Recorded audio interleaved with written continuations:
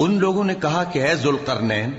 یاجوج اور ماجوج اس علاقے میں فساد کرتے رہتے ہیں، بھلا ہم آپ کے لیے خرچ کا انتظام کر دیں کہ آپ ہمارے اور ان کے درمیان ایک دیوار کھینچ دیں؟ ذوالقرنین نے کہا کہ خرچ کا جو مقدور اللہ نے مجھے بخشا ہے وہ بہت اچھا ہے، تم مجھے قوت بازو سے مدد دو، میں تمہارے اور ان کے درمیان ایک مضبوط رکاوٹ بنا دوں گا۔ تم لوہے کے بڑے بڑے تختے میرے پاس لاؤ۔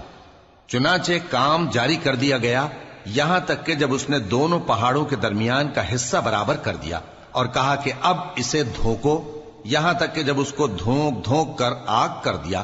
تو کہا کہ اب میرے پاس تانبا لاؤ کہ اس پر پگھلا کر ڈال دوں۔ پھر ان میں یہ قدرت نہ رہی کہ اس پر چڑھ سکیں اور نہ یہ طاقت رہی کہ اس میں نقب لگا سکیں۔ بولا کہ یہ میرے پروردگار کی مہربانی ہے، پھر جب میرے پروردگار کا وعدہ آ پہنچے گا تو اس کو ڈھا کر ہموار کر دے گا، اور میرے پروردگار کا وعدہ سچا ہے۔ اس روز ہم ان کو چھوڑ دیں گے کہ روئے زمین پر پھیل کر ایک دوسرے میں گھس جائیں گے، اور سور پھونکا جائے گا تو ہم سب کو جمع کر لیں گے، اور اس روز ہم جہنم کو کافروں کے سامنے لائیں گے،